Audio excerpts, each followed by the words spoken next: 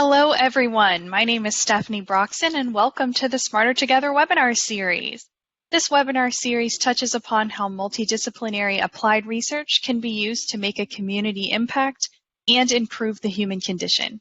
I'm delighted this week to introduce a panel for a discussion focusing on the next stage of autonomous vehicles.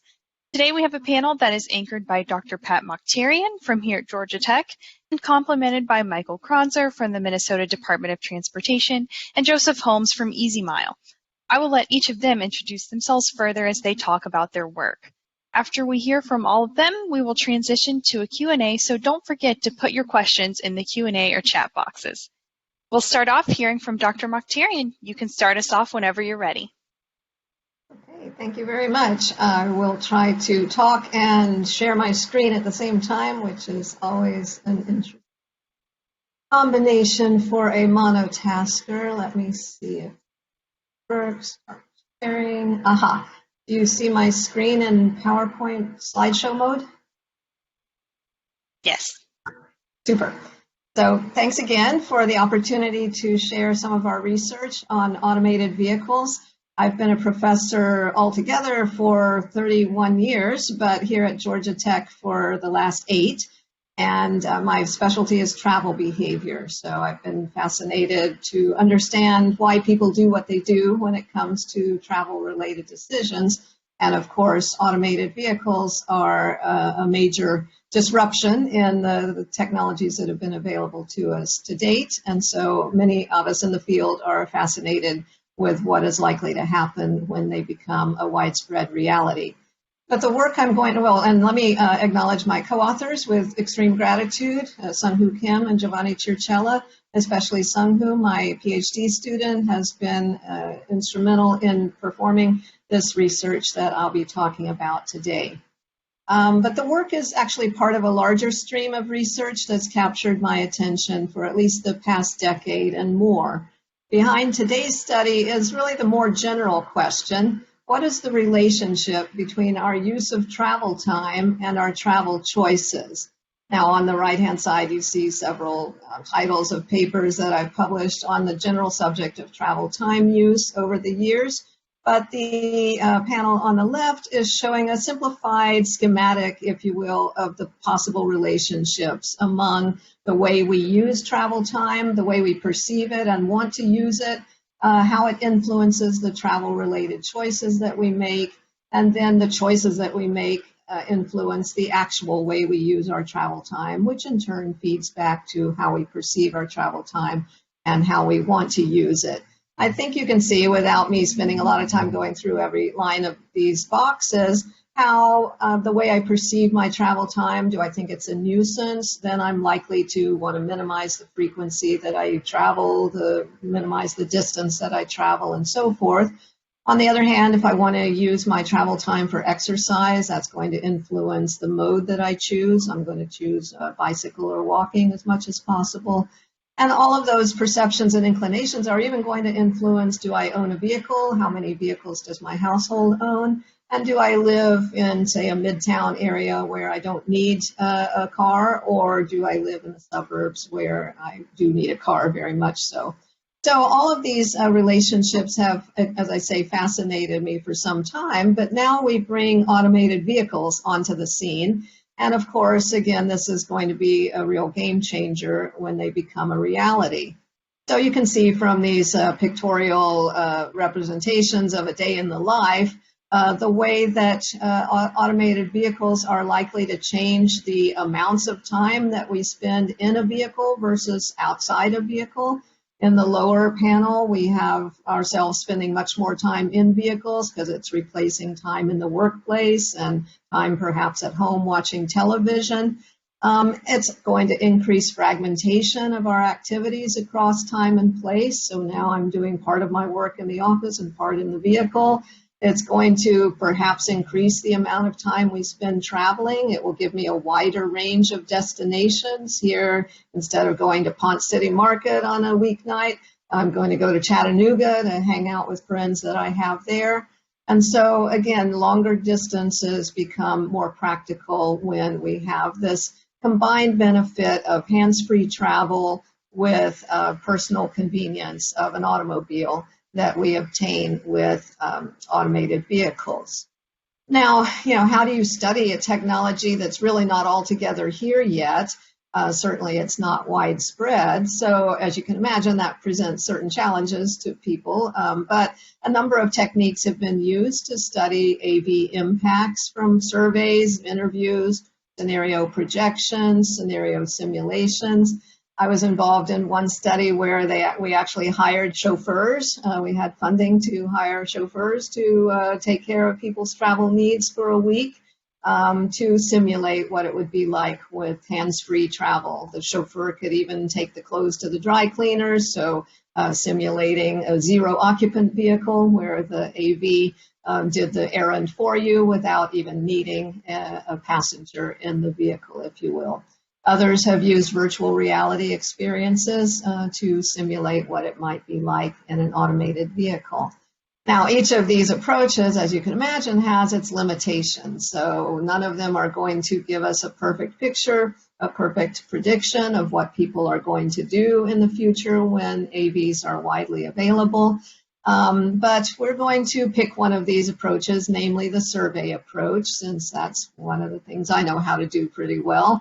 Again, the limitations are obvious, that just because we ask people in 2017, 2018, as it happened, what they think they'll do when automated vehicles become a widespread reality doesn't mean that's exactly what they will do. Certainly it's evolving, but our survey responses, we believe, are going to give us a glimpse of the future and certainly a benchmark against which we can measure future changes as information becomes more available, experience becomes broader, and so forth.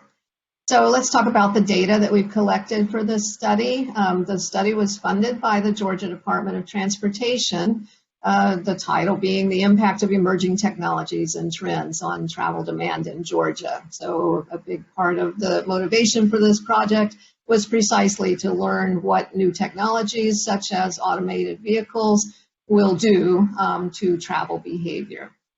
We collected data in 2017, 2018, mostly 2017.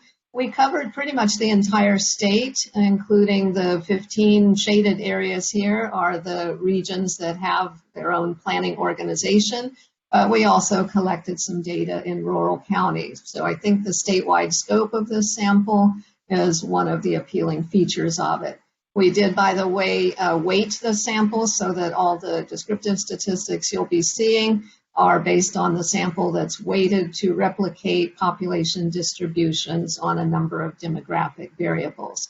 We have a pretty healthy sample size of more than 3,000, and we've also added several kinds of data sources telling us more about where people live and what kinds of transit services available near where they live and so forth. The survey is extensive, and again, no time to go into the details, but there was a substantive section of the survey that focused on automated vehicles in particular. And we very systematically or deliberately had a number of different topics, if you will, related to automated vehicles, starting from just how people perceive AVs, what are the good things, what are the bad things about them, and then into behavioral responses to AVs. So first, how will you use them? Will you want to own one yourself? Will you share them with others that you know? Will you share them with strangers? And then how will they replace or not other modes that you might be otherwise using? Will you take an AV instead of walking, or would you rather walk? Will you take an AV instead of flying, or would you rather fly? Same for transit. And then ZOV refers to zero occupant vehicle, meaning would you send the AV unoccupied to, say, pick up your child, to pick up your grandmother, or would you want to accompany the automated vehicle for such a trip? Then we look at medium-term responses. The first column were the short term, sort of the direct, immediate impacts. But after I figure out, what I'm going to do for this trip or for my ownership intentions, what are the kind of indirect or downstream impacts of having an AV at my disposal? What will it do to the destinations I choose, to, again, my time use distribution, the frequency of travel, and so forth. And then in the long term, we can imagine that my residential location might change. If I have an AV at my disposal, maybe I'll move a lot farther from work because now I can sleep in the car as I commute, and so forth. And it could certainly change the number of vehicles that the household has. So we've done papers on these short-term and long-term responses. Won't dwell on them here. We've also done a paper on the medium-term response, and that's going to be the focus of today's presentation. So we'll be talking about changes in people's trips and activities that can be attributed to automated vehicles.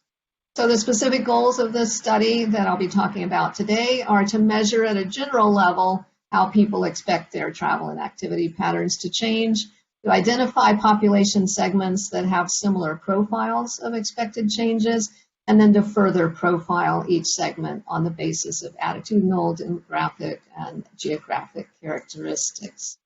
Now, let me show you what the survey told our respondents about AVs. So we did make some deliberate design choices in the survey. We asked them to assume a future where all cars are fully automated. Cognoscente, it's level 5 automation.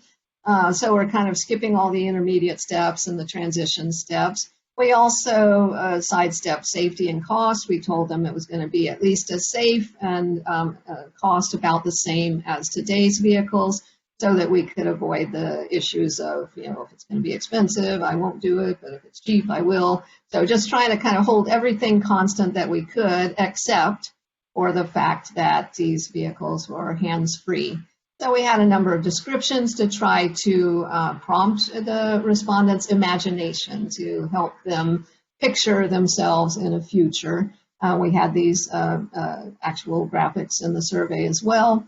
And so we also said, imagine there's no other cars on the road. So we didn't want them saying, yeah, I think I'll stick with my conventional car.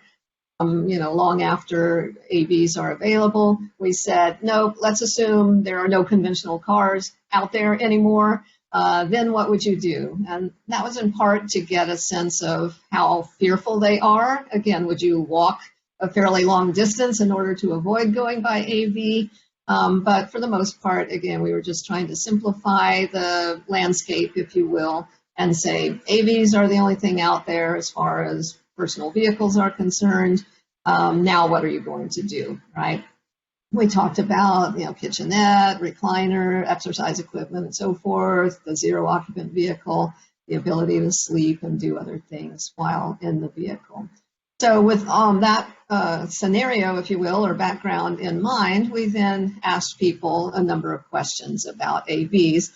And we don't have time, of course, to go into all the details, but I wanted to show you this question to point out that for the most part, our respondents were relatively familiar with the concept of a self-driving car. So if you look across the bottom, the bars are based on age groups. So for all except the oldest respondents, at least half of the respondents had heard of AVs and were at least somewhat familiar with AVs. So that's a fairly high level of familiarity, I would say, in our sample as a whole. So keep that in mind as we think about our other responses. It may also be interesting to look at their use intentions. So the question was, if self-driving cars were the only cars available, how likely would you be to do each of these three things? You own one yourself, use self-driving services, alone or with others that you know, or use driverless taxi type services with other passengers who are strangers. And what we saw is that, 3/4 of the sample wanted to own one. So they're at least somewhat likely to own a self-driving car if they're the only cars available. So that's, again, a pretty high fraction of people who are like, yep, I want one in my driveway, in my garage. We get a smaller fraction, but still a very healthy fraction, about a half, or at least somewhat likely to use a driverless Uber or the equivalent in the future. And of course, not surprisingly to those who've looked at services like Uber Pool, a sizably less share of people who are willing to share such a car with strangers. So less than a third in that case. So those are just some background statistics, but let's turn now to the activity changes that we're especially interested in. So this is the top here is just a facsimile of this question in the survey. How likely is it that self-driving cars would change your behavior in each of the following ways? And then I would ... and there were a total of 16 different activities and changes in activities that respondents were asked to evaluate on a 5-point scale ranging from very unlikely to very likely.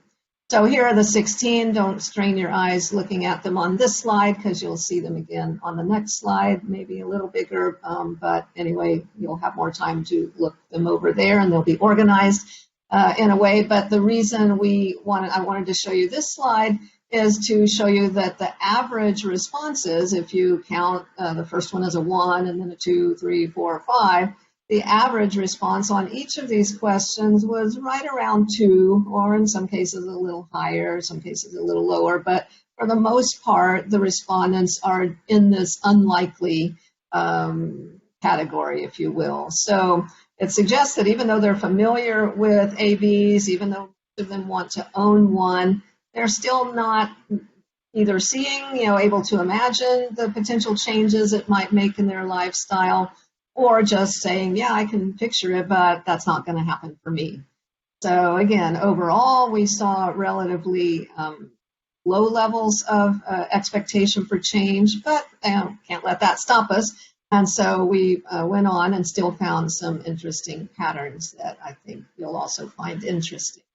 What we did next was a technical procedure called factor analysis. The idea is that we took our 16 activity changes here and performed a statistical method on them that grouped them together based on empirical similarities in patterns of responding to them. To make a long story short, we've color-coded them with respect to the groups that they coalesced into, if you will. The numbers here, don't get too hung up on them. They represent the strength of relationship between the statement in the row and the factor or the theme in the column. And numbers that are closer to 1 mean a stronger relationship. So we've simply colored the statements that have the strongest relationship with the column factor, if you will. And so we see, for example, that the first 3 items all have to do with doing something more often, eating out in restaurants more often, traveling to social leisure activities more often, and so forth. So we call that the frequency factor. The next 4 items all have to do with going farther away to a destination. So more distant restaurants, more distant stores, socializing farther away, more distant leisure locations. So that's the distance factor. The next factor has to do with long distance travel, overnight trips, more leisure activities after dark. So we had to throw the word leisure in there because that one may not be long distance, but vacations also long distance. So that factor relates to long distance and leisure travel. And then the last factor relates to time flexibilities. So we were talking about now you don't have to go to work the same time because you can sleep in the car, you can spend less time at the workplace and work more in the car, and so forth. So these are all about changing the time that you allocate to different activities, and in particular, whether it's in vehicle or out of vehicle. So what did we do with those? Now, each of those factors were able to develop a composite score. So recall that the individual items, each individual statement is measured on a 5-point scale from very unlikely to very likely. And then when we group them into factors, we create scores on each of those factors. So basically composite responses to the items or statements that comprise each of those factors. So the composite scores are also going to range from 1 to 5. And so we now have a set of 4 scores, one on each of these 4 factors for each individual. So in other words, we've got now kind of a profile, if you will, of activity change expectations with respect to these 4 dimensions, represented by a score on each of these dimensions that will range from 1 if they're very unlikely to have this type of change, to 5 if they're very likely to have that type of change. And then, now that we've got that set of 4 scores for each person, we're going to do a cluster analysis on those 4 scores.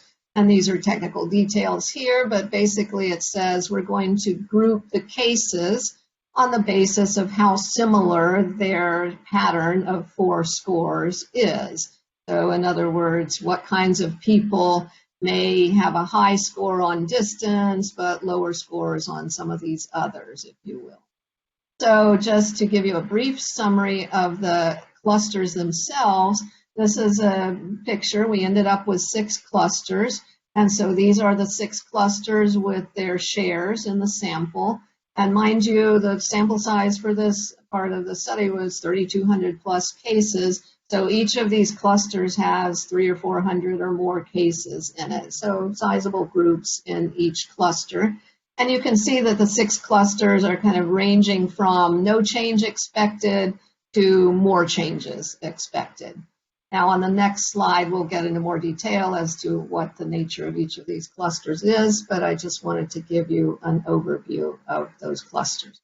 So next slide shows the average. What we're doing is plotting the average score for each of these clusters. And again, the color coding shows the 4 activity change factors that we had seen previously: the distance, time flexibility, frequency, and long distance leisure. So we have 6 clusters. I'm kind of showing them 2 at a time so as not to overwhelm you here.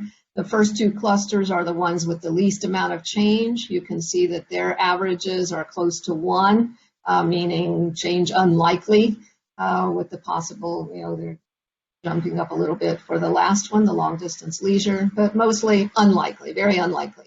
The next cluster, unlikely, again, not very much change expected. I'm going to try to speed up here to finish more quickly, but the next 2 clusters, you can see for the first 3 activity change factors, if you will, similar scores to what we saw for the unlikely cluster at least. But they are distinguished by the very high score on the long distance leisure dimension. So this group expects to take advantage of AVs for the long distance trips that AVs make possible or more feasible, easier to do. And then the longer trips cluster, not too high on the time flexibility and frequency scores, but relatively high on distance and long distance leisure. So this group is wanting to make longer trips or expecting to make longer trips, both for daily activities, which is what the distance score primarily deals with, as well as longer distance or vacation activities. And then the last 2 clusters, we're getting into those that are more enthusiastic. The scores are getting higher.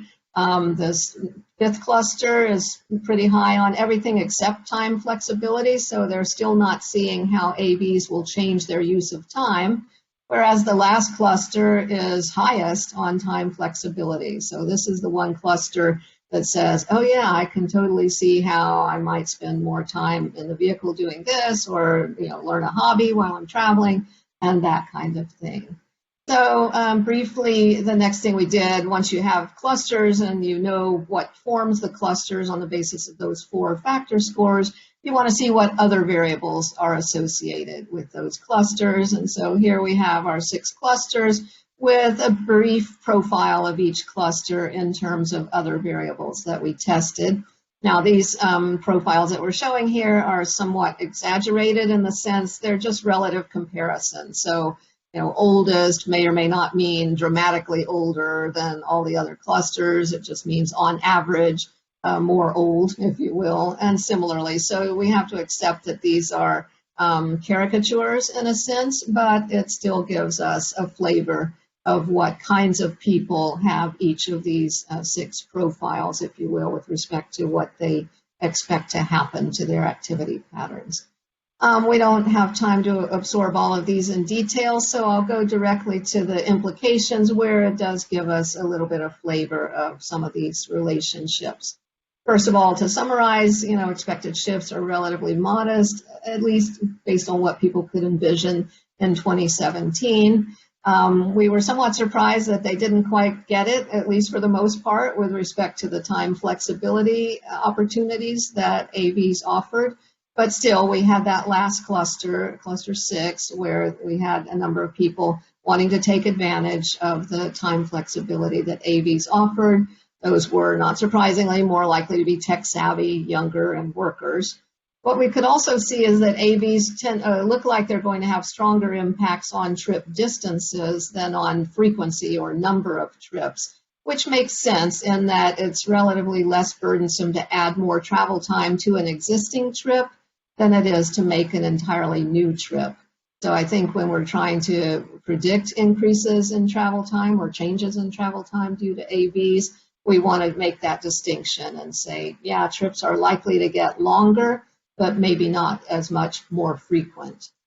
And then the last slide is that the increases in trip distance suggest that service areas of various places like restaurants could be enlarged in the AV era.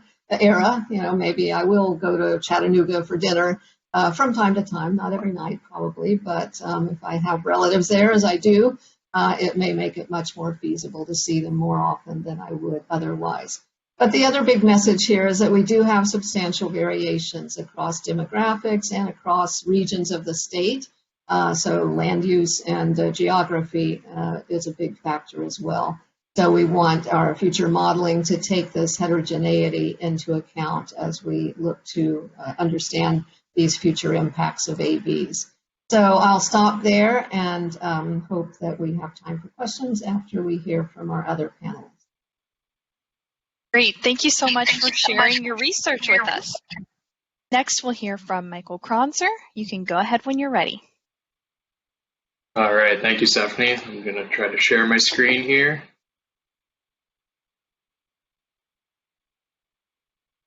All right. Can you see everything okay? Yes. Perfect. All right. Well, first off, I want to thank everyone for joining today. Especially thank the Smarter Together webinar. Great webinar. I'm going to be, I think, fairly brief today. I'll be talking to you guys about our Rochester Automated Shuttle pilots. A little background on me is I work for the Minnesota Department of Transportation as a project manager in our Connected and Automated Vehicle office. It's a standalone office. We call ourselves CAV-X, where the X stands for all the unknowns and all the other stuff we have to figure out too. It's not just R&D and deployments. It's figuring out policy and infrastructure and all that good stuff as well. So I've been in the office since its inception. I think it's about 3 years ago now, and before that, our group was the Intelligent Transportation Systems group. So been dealing with technology-based projects for about 5 to 6 years now. So that's a little background on me. Our office, like I said, was kind of transitioned into a connected and automated vehicle office about 3-ish years ago. That came about because 3 or 4 years ago we launched the first autonomous bus pilot in Minnesota, where we really focused on testing this technology in winter weather conditions, and we worked with EasyMile, who Joe will hear from him in a second. We worked with Joe and his team.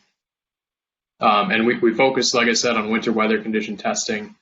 And then we also did a whole bunch of different public demonstrations. And one of those was in conjunction with the Super Bowl, which Minneapolis hosted in February of 2018. So we learned a lot from that project. And that was really our first dive into the connected and automated vehicle world. And kind of from that, we realized that this technology was coming. It was coming quickly. We had a lot to learn, a lot to figure out, and we decided to dedicate more resources to tackling that challenge. So that's when our office was formed. So like I said, today, fast forward to today, we have a standalone office. We have a whole bunch of different projects going on. I'm going to talk to you today about the Rochester Automated Shuttle pilot, which is kind of the next step from that first pilot that we did a couple years back. So we can forward these slides. All right, so a little bit of background on this project. It was selected through what we call our MnDOT CAV or CAV challenge RFP process. So the CAV challenge RFP process is really cool. It's very innovative. it's a procurement method that's essentially an open and rolling RFP. I think right now we're set up where we're evaluating proposals from industry every quarter throughout the year. And like I said, it's open and rolling. And the idea essentially is we put in this RFP, we have a list of challenges that we are facing from a transportation standpoint in Minnesota. We have some goals in there that we want to meet, and we want to tackle or address those goals utilizing transportation technologies, emerging transportation technologies.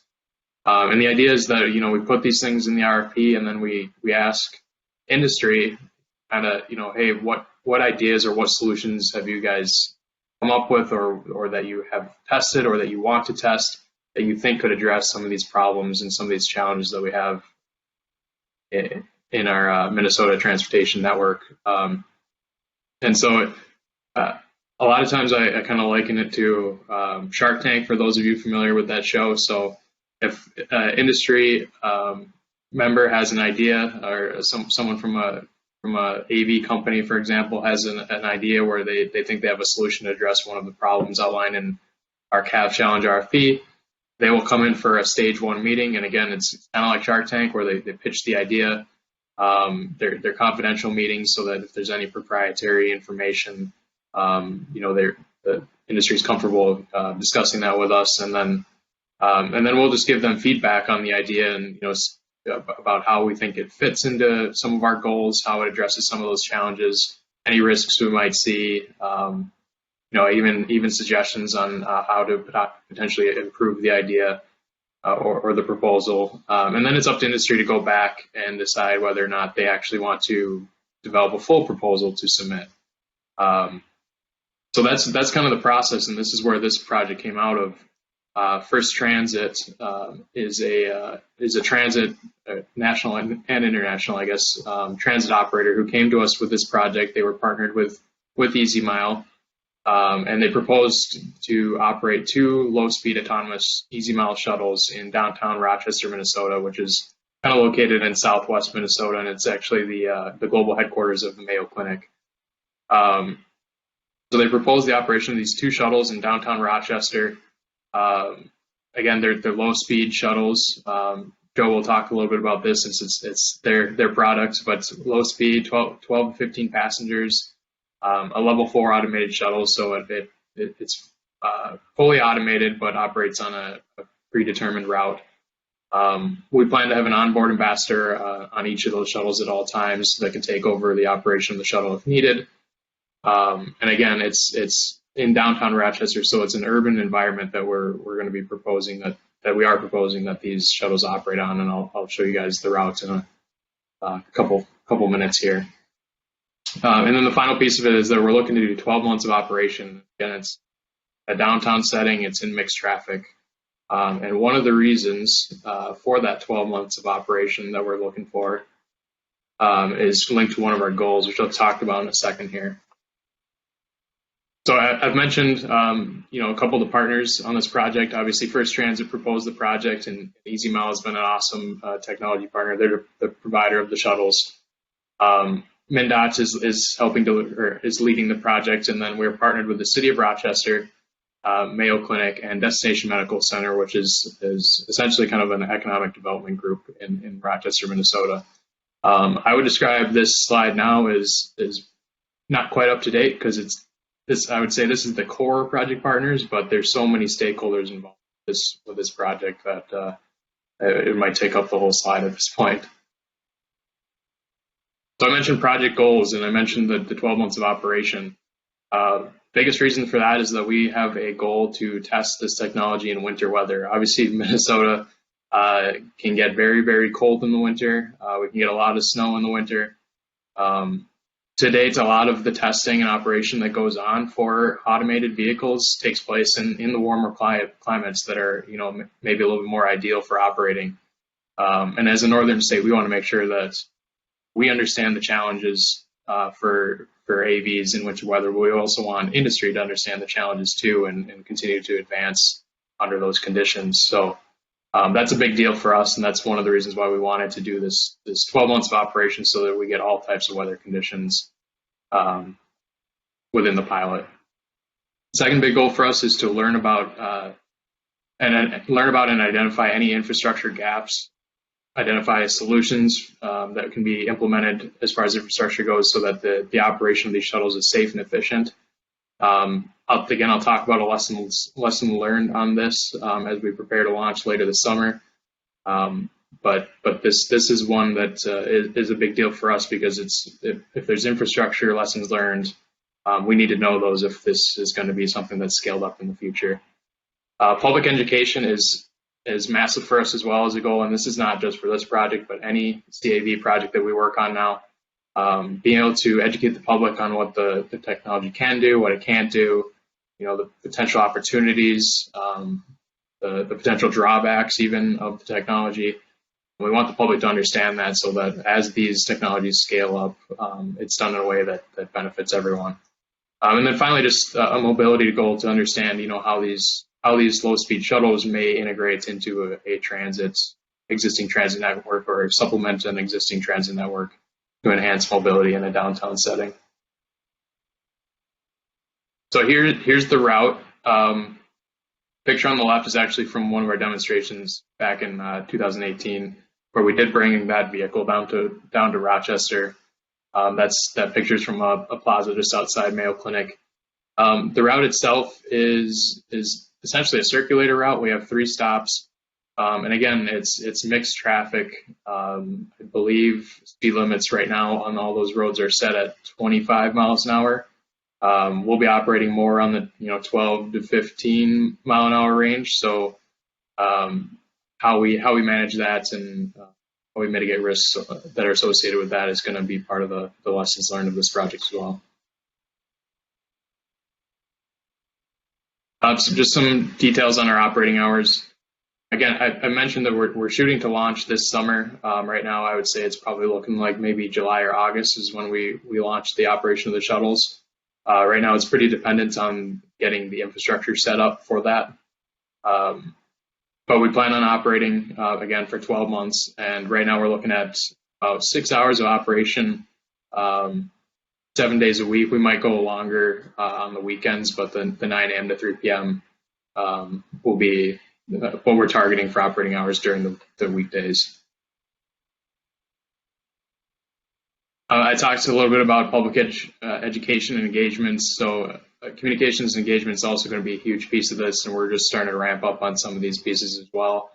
Some of the considerations that we're looking at is, how do we develop our key messaging for this project, and not just key messaging, but consistent messaging, because we have so many stakeholders involved. We want to make sure that the messaging is clear, it's concise, and it's consistent across, coming from MnDOT, but also coming from our partners. We're looking into possibly developing a website for the pilot itself. We think this will be a great tool to be able to engage the public in downtown who are interacting with these vehicles, or the riders who are actually riding on these vehicles. Something easy where they can go get more information, or we can potentially drive their attention there so that we can maybe get some survey information from them as well. Again, simple things like public brochures or handouts or one-pagers. We'll probably try to coordinate some sort of launch event that's made trickier by trying to navigate some of the different COVID restrictions that come and go, and so we'll see, what type of restrictions we're dealing with come July. But we'll try to do probably some sort of launch events, and we'll probably have events throughout the pilot as well at key milestones. And then obviously social media is huge, so that kind of goes hand in hand with that key messaging and the websites, and potentially issuing surveys and trying to get public feedback.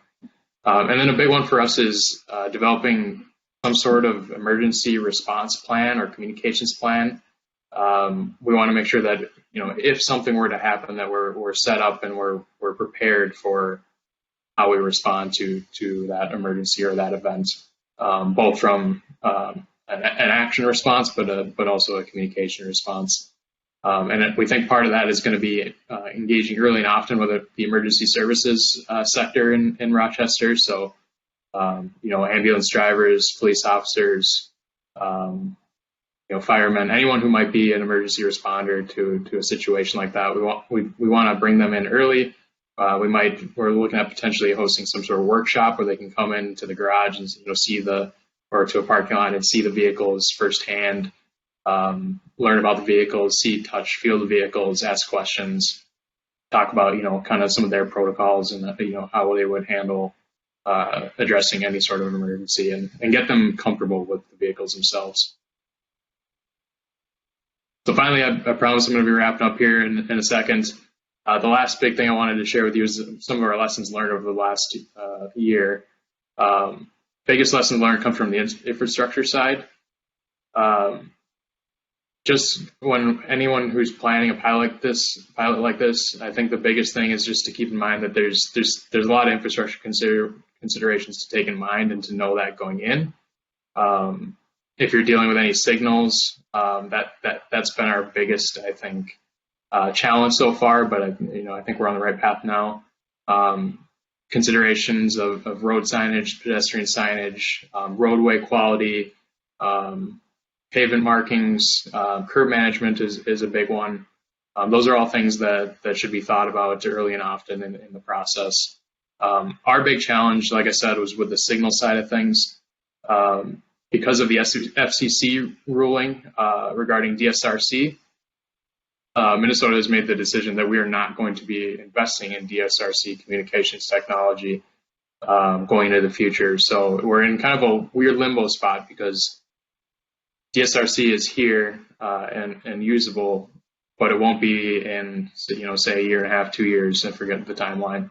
But cellular is still kind of in its infancy stages. So we are working with a partner right now to install what are called dual mode roadside units, communication units, where they can broadcast DSRC and cellular signals. So the signals will broadcast their phasing. So they'll tell the shuttles whether they're green or they're red, and then the shuttle can make a decision whether to stop at the intersection or proceed. These dual mode ones will allow us to kind of navigate that transition from where we're at now in DSRC to a cellular communication protocol. And then again, biggest lesson learned for us in all of this was to do systems engineering, again, early and often, especially in regards to some of the signal work and the connected to communications work. That means doing a thorough route analysis early. The route analysis isn't just for operations; it should be a route analysis in regards to infrastructure analysis. Do a cost analysis, assign task responsibility prior to any operations work. Kind of get that all figured out on the front end. So that was a big lesson learned for us, and we are. I think we're on the right path now, but that's something that if I could go back, we would definitely tackle that earlier on. So with that, thank you, and I apologize for taking a little bit longer than I wanted to, but I'll pass it off to Joe. Thanks very much, Mike. And, it's wonderful to be connected with you guys. Good morning, good afternoon, or good evening, depending on where in the world we're connected on. A little bit of background, as Mike introduced me. I am Joseph Holmes. I work for a company called EasyMile. Don't let my strange accent fool you. We are based in the United States. Our headquarters here is in Denver, Colorado, where I'm speaking to you today. So thank you again very much for inviting me along. I think, and I'll be very quick through this, I've seen some great questions come through, so we definitely want to get straight to those. I think the purpose of my presentation is to just reset and realign that we've been talking a lot about level 5 technology, which essentially means an autonomous vehicle can be dropped in downtown Denver, or it can be dropped in, the middle of a forest in who knows where, and the vehicle will be able to run and operate without any issue. That I still believe, and I work for an autonomous vehicle company, is still years away. I work for a company that focuses and specializes on level 4 automation. And without getting too into the weeds, the key piece on this is the vehicle will have seen where it's gone ahead of time, essentially downloading its route. And for us, that is our niche. It's essentially laying down virtual railroad lines. So that's a little bit of the market that we're in, the level 4 market. And this slide here is just a quick overview of where we are in the world. So as I said, I'm here in Denver, but you can see we have locations around the world. The company's headquarters, the global headquarters, is in Toulouse, France, which is extremely exciting because obviously we're sharing the same ecosystem, the same space as Airbus, to name one company there. So to have that leaders in research and development and just be immersed in that in Toulouse is fantastic. And here are our other locations. We're relatively old in the grand scheme of things when it comes to automated vehicle companies. We've been around since 2014, and we've got about 250 employees now. The slide's slightly out of date, but this is just a good overview of where we are. We have two main markets, and that is in both the passenger vehicle and the material handling vehicles. So this here is our first flagship vehicle that Mike wonderfully introduced, and in fact did a better sales pitch than I could ever have done. But this is essentially what it is. It has been likened to a glorified toaster, which I feel doesn't do the vehicle much justice. It's a very good looking shuttle, even if I say so myself. It's fully driverless, fully electric, and it is designed to operate on a single day's worth of use off one charge. That essentially means if we're not going to use the heating or air conditioning, we can get about 16 hours of battery life when it's facilitating that first and last mile, which the vehicle has been designed to do. You know, Mike indicated that the Minnesota weather is certainly very cold. So when we use the heating and air conditioning, that can actually affect the battery drain up to about 50%. So maybe we're looking at 8-9 hours if we're really cranking on that battery life. I'm not going to read all of the statistics here. I mean, some of the high level facts is exactly like Mike said, we don't like to operate in road speeds above 25, 30 miles an hour because our speed is limited to about that 12 to 13 miles an hour. And that's really just to protect the occupants within the vehicle. It's a quite a lightweight vehicle, so if the brakes were to go very heavy on, we want to make sure that everybody inside is kept safe, because these things are really designed to stop within an instant if the technology deems it necessary. We've made about 150 vehicles, and when I say we've made 150 vehicles, EasyMile is by heart a software company.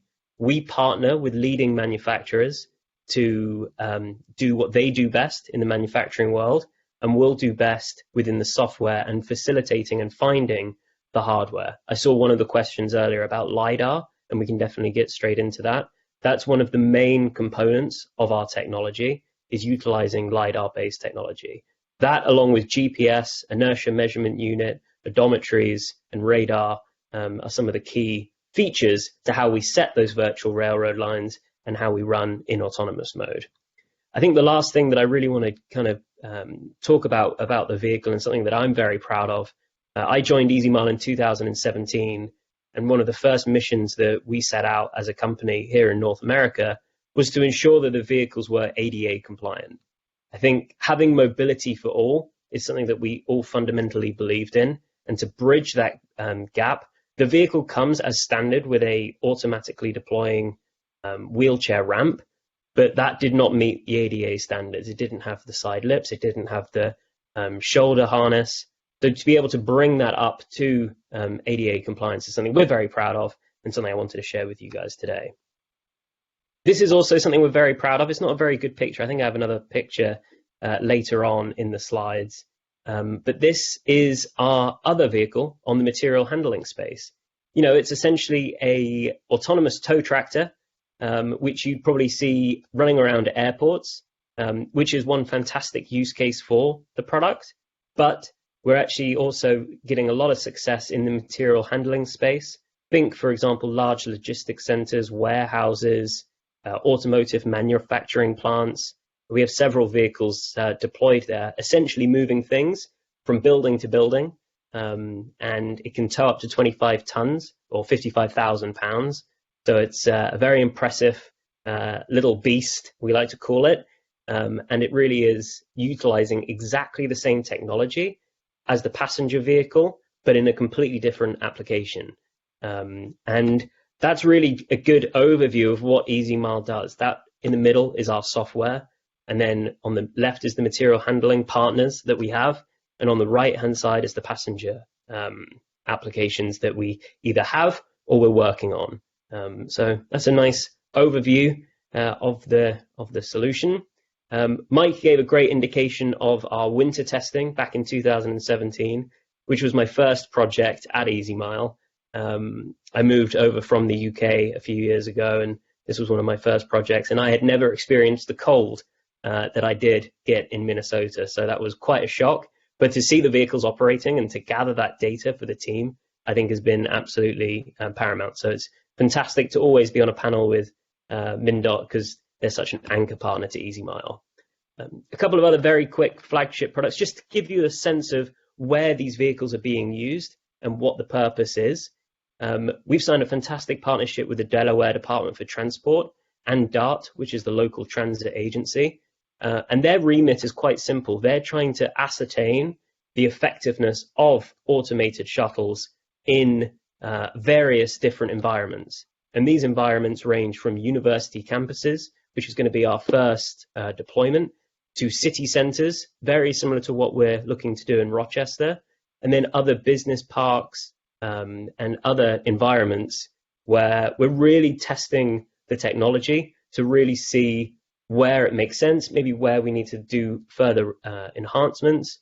But that's one great project, and these are a great partner of ours as well. I see that we're utilizing Blue Jeans here, which I think is a product from Verizon, who are another great partner of ours. They've purchased our assets. And what's great about this project is Verizon see the Easy-10, our passenger shuttle, as a rolling 5G lab.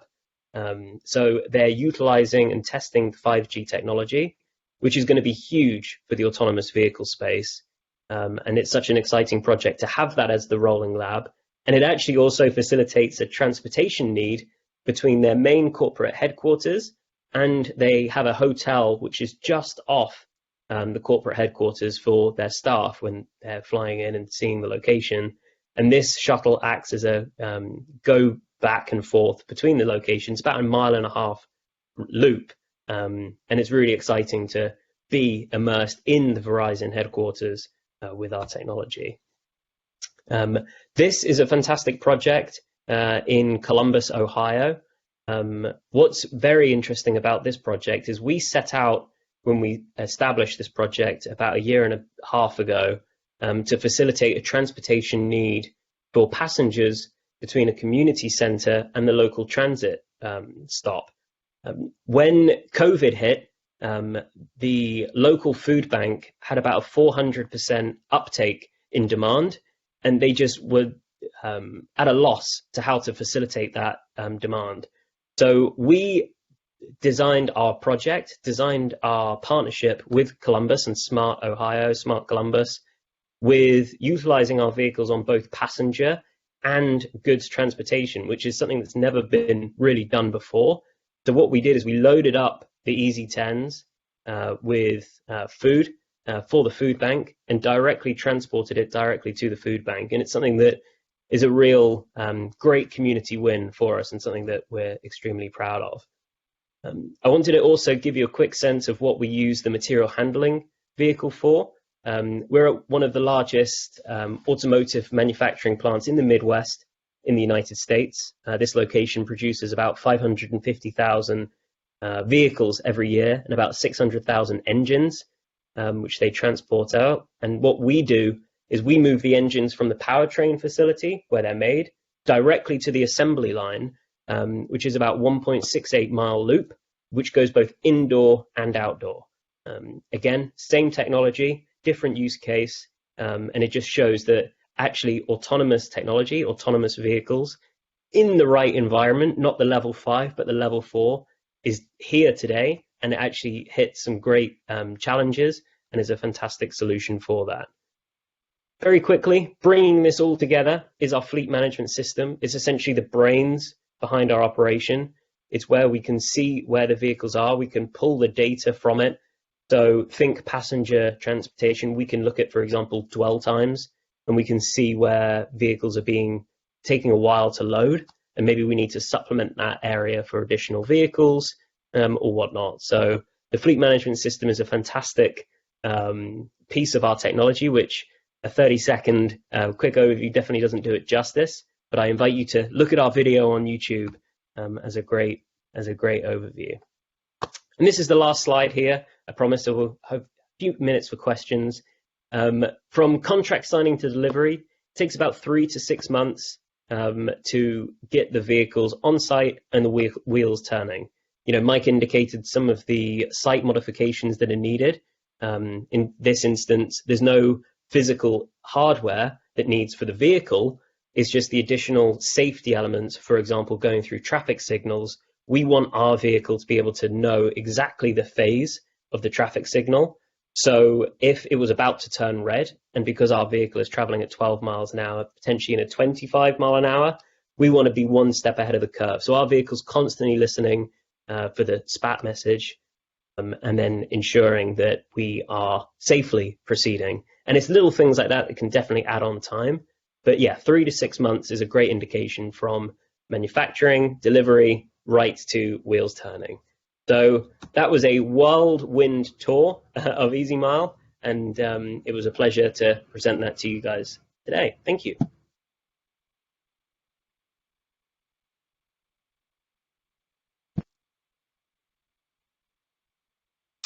Great. Thank you, panel, for sharing your experiences and your research. And thank you to the audience members who have submitted questions. It looks like Dr. Mokhtarian was able to answer a couple of them in the chat. And since we're running out of time, I'll just try to squeeze in one question that we had for Mike.